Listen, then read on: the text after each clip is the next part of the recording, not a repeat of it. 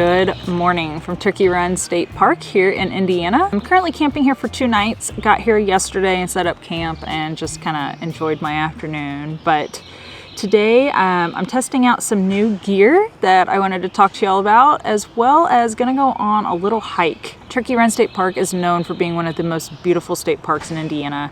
I've been here before, so spoiler alert, I've already seen everything that I'm gonna show y'all today, but it is just absolutely gorgeous, and I don't get to come out here very often, but I knew I'd be in the area, so I wanted to come here on this trip and show you guys. This is definitely more of a campground that is built for RVs. I am tucked back in this little kind of like Fern Gully area of the campground. A lot of it is just open space, so if you ever want to come camping out here, I would definitely check like with the Google man and look at the campground online before you book a campsite if you have the ability to plan ahead, because not all campsites here are built the same. Some of them are just in an open field and there's absolutely no privacy, and then there's some like this one which are few and far between where you're kind of tucked back away from most people, which is really nice. So today is just kind of a day in the life camping video. I got some new stuff that I want to show y'all. I would show y'all my new camping gear from the tent. However, I've already killed like 3 spiders on my tent this morning. There's just so many bugs because of the time of year. So I'm just gonna kind of give you guys, you know, a generalization while we're sitting here drinking coffee. So I am still using my same pillow, my same tent, but I got a new sleeping bag and a sleeping pad from Sea to Summit. And they did gift me these items. However, I did get to pick everything out that they did gift me, and I am allowed to say whatever I want about all of these products as well, so just full transparency there. But when they asked me if I wanted a new sleeping bag, because I did buy my Sea to Summit Altitude 2 women's bag from REI a couple of years ago, I asked if I could replace it with the new upgraded version, which is called the Ascent. Now, you're probably wondering why I would choose a 15-degree bag when I'm camping in the summer months, and it's because the Ascent 15-degree bag, just like the Altitude, turns into a quilt. So you can actually fully unzip it, which is really, really nice if you're camping in very variable temperatures. So I typically will camp in anything from 70 degrees down to the 20s or high teens. So while I can have different bags for that, and I do have a handful of sleeping bags at home, sometimes you don't get that luxury whenever you're traveling cross country and you need a bag that's going to do everything.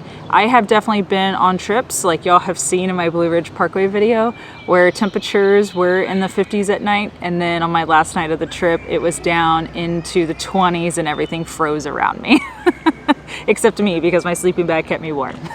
So yeah, I'm really stoked on that bag. I slept with it in quilt form last night because it was only in the 60s at night, but it was wonderful.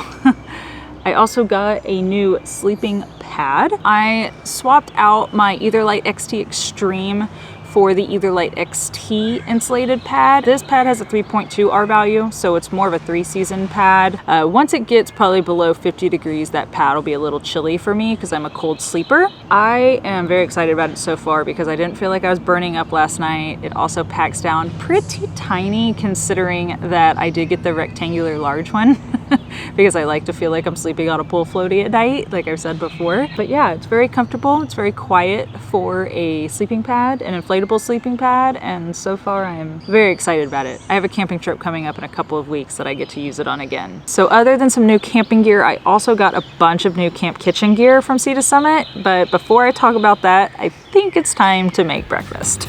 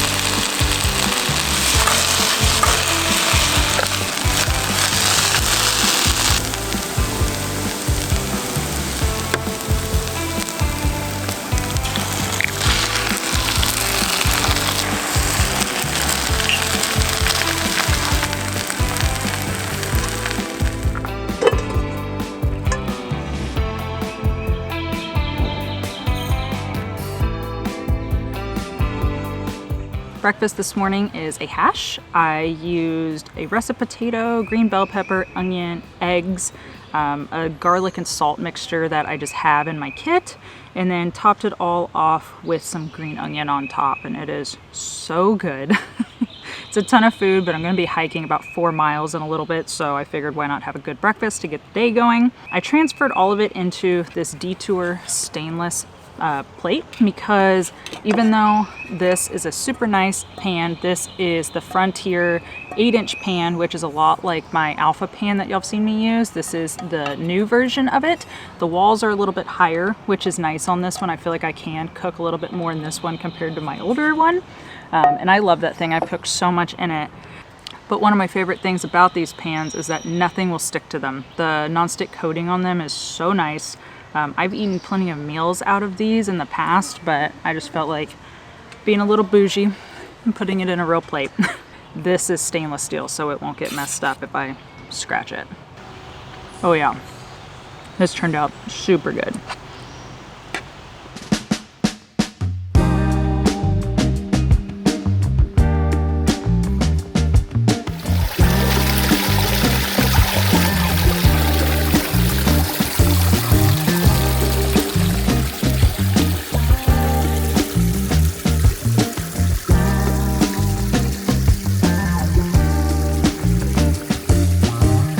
Now, I told you I was going to show you guys all the kitchenware, kind of explain it to y'all, but I went back to the campsite and my neighbors were being a little noisy and there's some screaming kids. It's the pros and cons of staying in state parks. You know, you got running water, you got bathrooms, showers. A lot of times they feel very safe if you're new to motorcycle camping. I always recommend people stay at state parks to test things out, but sometimes they can be a little bit noisy. Some people just don't have good camping manners. I'm not speaking about kids because they're kids, but adults just being loud and not respecting other people. You know, that's sometimes just a con of staying in a state park. But I decided that, you know, since I have the day, I'm gonna go ahead and add 4 miles to my hike today and hike from the campground to the main part of this state park to do the hike that I had already planned to do. So I'll be doing at least 6, maybe 7 miles today, we'll see. But I just started this hike and I came around the corner and look at it. This is so pretty. I've never hiked this trail before and this is so cool. It's like a big like gorge essentially. It kind of reminds me of like pictures I've seen of Hocking Hills in Ohio.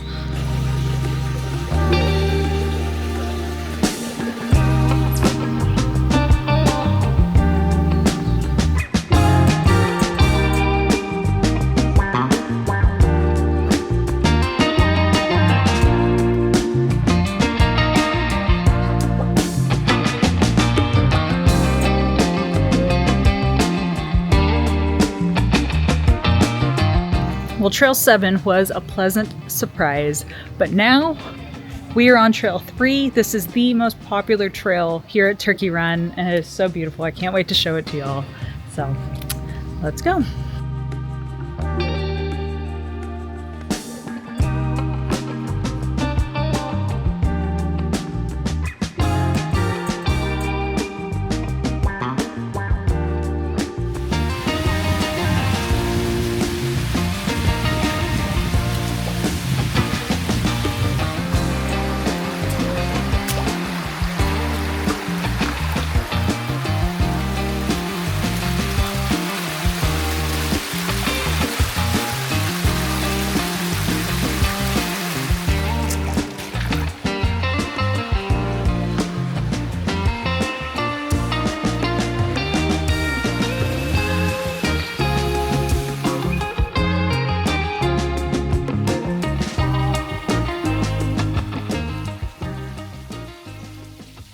I would highly recommend, if you wanted to come check this place out, either come in the afternoon and start these trails after like 3 or 4 o'clock in the summer, because most people will have left already, or come super early in the morning, especially if you're going to try and hike this on a weekend, because it gets packed. But I'm here on a weekday. It's about 4:30 right now, and I pretty much have it to myself. So that's pretty cool. I know it's just a raccoon, but this is about as exciting as wildlife gets in Indiana.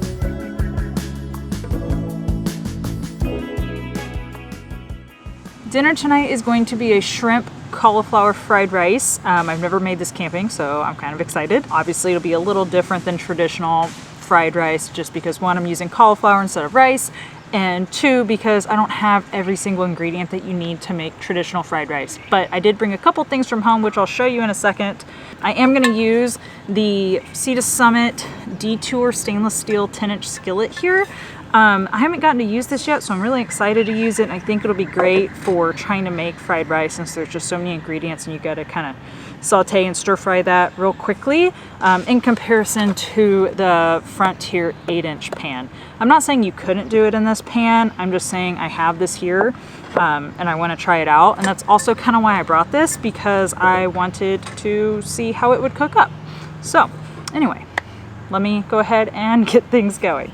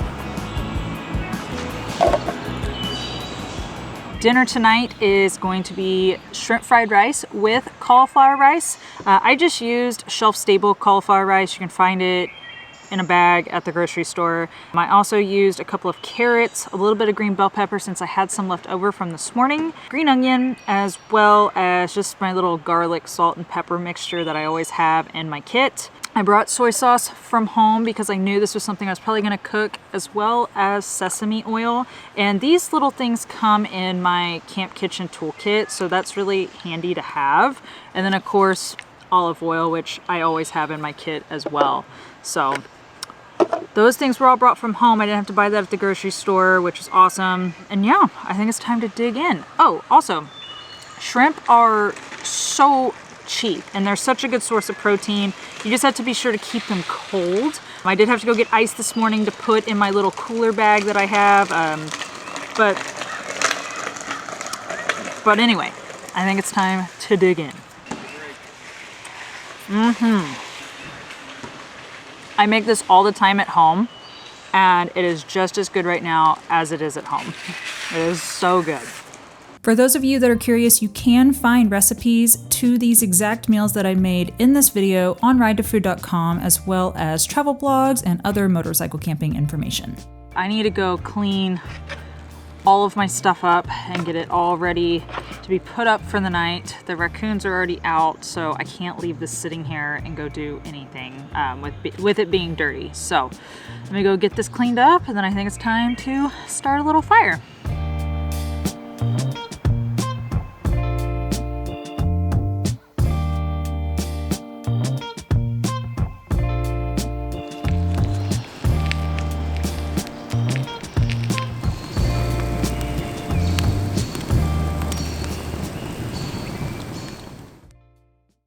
Good morning. I already got everything packed up because it is just so humid today.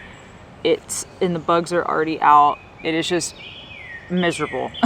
When I went to put my jeans on so I can hop on the bike and leave, my jeans are wet from how humid it is outside. And between the temperature and the humidity, this just is not my favorite style of camping, to be completely honest. I don't enjoy this.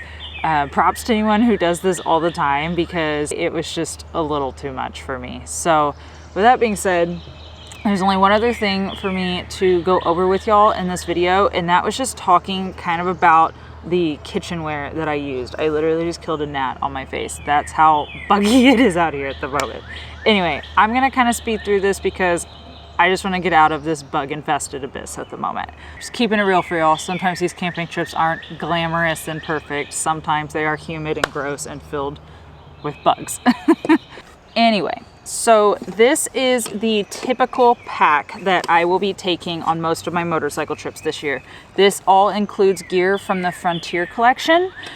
This is going to be the Detour collection here. And as you can see, it doesn't exactly nest. It's not meant to nest like this, because this is designed with like backpackers in mind, and a lot of backpacking gear is great for motorcycling, especially motorcycle camping, just because it all goes together so well. But I really liked using this Detour stuff yesterday. Of course, the 10-inch skillet is not a non-stick skillet, but I did really enjoy it. It was pretty easy to clean off. In my camp kitchen toolkit, it comes with like a little scraper so that I can get stuff off pretty easily. So I actually really enjoyed this. I think this is a kit that I would take with me if I was camping with 2 people, or if I was just going, you know, on an overnight camping trip and coming home. This stuff is just so nice. I really enjoyed this, but it is a lot heavier because it's stainless steel versus this. I mean, there is a noticeable difference here. But the other thing I wanted to mention in this kit is just how much more stuff fits in this tiny little space. So just right here, I have my pan, my trusty pan that I use all the time. The new version of the X-Pot, essentially. I don't actually know the name of it off the top of my head. It's skipping me, but I'll put it right here on the screen, as well as in the video description. I'm gonna have links to everything down there.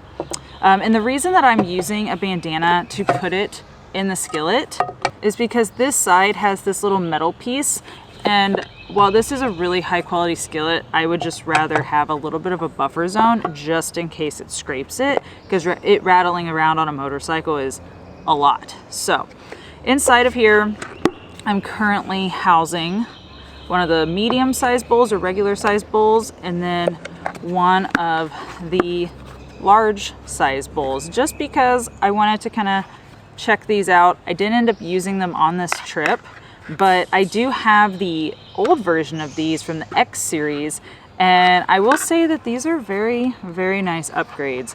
These match the new cup as well. So everything is right here. And then this pot does pop out just like the X-Pot that I have does. The difference now is that it has a handle. Let me put it that way. The X-Pot did not have handles. It had like 2 little rubber guys on the sides. And then you have this removable handle here.